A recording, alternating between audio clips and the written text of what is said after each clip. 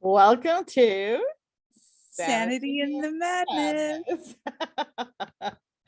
It's been a few days. We took a nice little weekend, but um, we thought tonight we would do a video about. So, a friend of mine the other day posted the question, why don't we talk to strangers?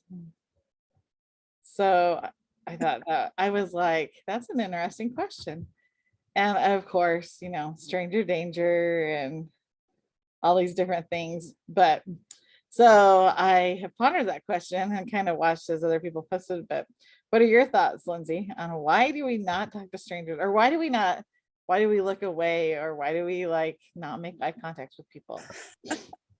I think there's a plethora of reasons. I was kind of thinking about my own experiences, and sometimes I just feel shy or insecure, and other times I um I think about times that I haven't wanted to be bothered, right? And so I'm like, oh no, if I feel that way, like other people are gonna feel that way. Hmm. Um, I was also thinking about when we lived in apartments and how isolating that kind of is. Like we rarely saw our neighbors. And so I think Hmm. about like when my parents were growing up or even when I was a kid, like we literally just my brother and I we'd run around with like all the kids in our neighborhood and we just like talked to everyone and we just kind of collected kids as we went. Um and where there's so many apartment buildings and that kind of life now, like you just don't necessarily get that opportunity to like do that as often. So I think you just kind of get in the mindset of like, okay, we're just kind of like to ourselves, and Hmm. there's a disconnect with like face to face interaction as well.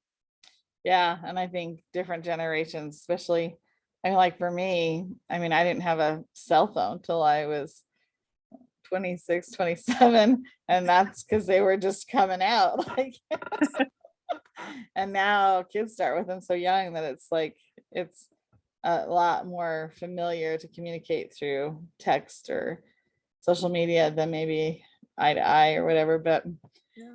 so I think about I don't know when I was super involved in a lot of things, and so I think I always strive to make eye contact even though I lacked a lot of confidence.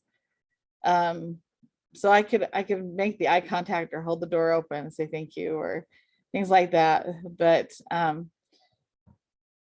the last couple of years, I found myself really enjoying having conversations with strangers and building on whatever we have on common. But I think for me, like I lacked confidence. I always had this huge fear of intruding on people's space. Like, okay, if they're sitting here, if they're watching a baseball game or if they're doing this or that, like I don't want to interrupt what they're doing. And quite honestly, for years when I because I was so super involved in the schools and it seemed like wherever I went, I knew a lot of the people. And so quite honestly, I for years and years would sit out on the outfield away from everybody because I wanted my own quiet time. And the sweet people who knew me would come and sit by me to like, oh, we don't want you to be alone. And I was thinking, oh, well, Please let me be alone. but I actually really found a lot of enjoyment. So it wasn't bad, but it was like when I finally got to sit down and like wasn't with a lot of people. So I guess I think I felt like maybe people felt that same way of like, well, if they're off by themselves, they want to be by themselves. But I think about so several years ago, so Braden is now 21. And when he was in sixth grade, he did a science fair project. So everybody, all the kids were required, it was part of their grade. And Braden is like one of my most smiley, happy, outgoing children. And he decided his science project was the question was, are smiles contagious? And so he literally went out into public and would just smile at people and he would take stats of how many people smiled back. I love that. It was the most fun science experiment ever. Like we'd be somewhere and he'd smile and Emily's like, oh, stat. It's so But true But Oh, you know, it was, I mean, he literally proved over and over and over again that smiles are contagious. Like, I mean, I think you'd be hard pressed to like, I think that that's not true. yeah, that is so true. When Oliver was just an infant, he just had, and he still does, but he had like the brightest smile. And I remember, um, thank you, my son, but he really drew me out of my shell because Uh-huh. every time we were out, people would comment like, "Oh, he has the sweetest smile," or like the way that he just smiles and looks at you, like he adores you, and he was always this conversation starter, Peace. with people, Yeah. with strangers. And I well, and even to this day, we're out, and now that he speaks, he's like, "Hi," and smiles, and yeah, like Braden's science Mhm. experiment, like those smiles, people smile, like they Well, respond. I absolutely love, I mean, I love seeing people smile. And so I really like, I always strive to look up. I mean, and the thing is I've spent the last 20 years in schools. And I think I always felt it so important to make eye contact with the kids, no matter what grade, no matter what, in elementary, they loved seeing me come because that meant something fun, in the junior high. But I just always felt like if I could make eye contact with the kids, that they knew someone cared. Like it just maybe just that little teeny bit of hope. And so I think just, I mean, so it's not like talking to strangers, like we have to like go extensively and talk to strangers, but I think smiles, holding a door open. Today I went to lunch with a high school friend and I've seen her off and on, but we had so much fun. But we went to a restaurant that I go to quite often. And so the waitress we had, I've seen her and had her, and she's more, I don't know, timid. She's super sweet, super cute, but more on the, I think, more timid side of wanting to make sure she's doing things right. And today I haven't seen her for several weeks.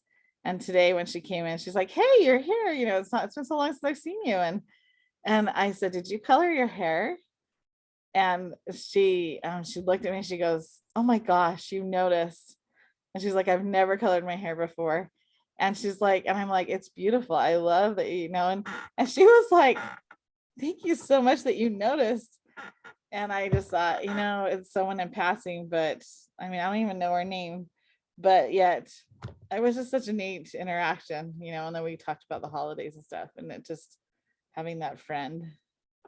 Yeah, and I think all these things that we can do, right? Like smiling, taking notice and commenting too.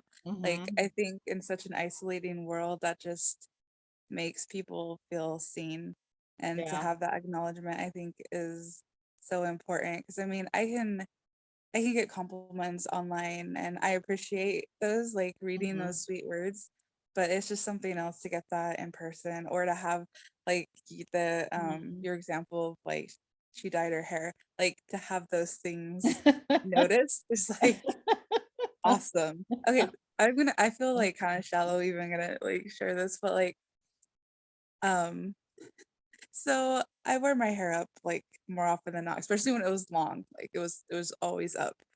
And so it's the most recent time when like I got my hair cut and I wore it down at church and like nobody said anything. I don't even know if anybody noticed. And I was like, oh, Mhm. like it's okay, it's whatever. But Yeah. it's like, when somebody like notices, you're like, Mhm. oh, you Mhm. actually see me type of feeling. Yeah, yeah.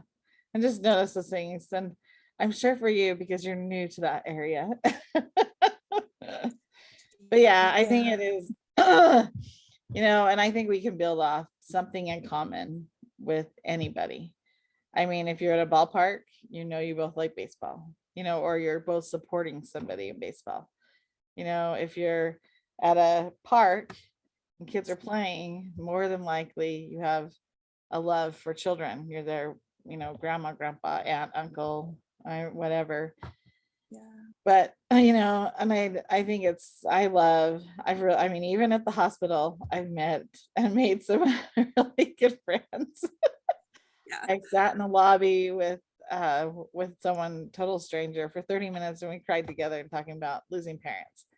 And we were total strangers. And I learned that she was there to see if she'd gotten rid of cancer. And that was very tender for me and a very, you know, a very neat experience. So I'm grateful for those. Some of my greatest experiences now have come from talking to strangers, and you walk away. It used in the past, like if I got to know somebody after an hour, I was like, oh, can we be friends? Can we connect? Like I felt like I had to like keep in touch. Now I can walk away and just think, okay, that was a blessing right then. I mean, sometimes I do stay in touch, but not as often. But before it was like, oh, if I get close or if I get to know them, I gotta, forever. Yeah.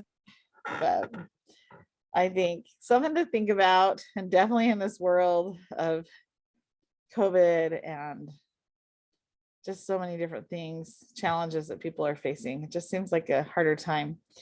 And we don't have to get close. We don't have to hug. We don't have to do those things. But I think we can definitely share a smile, open a door, say hi, notice something about someone, and just brighten someone's day. I think can truly have a great impact.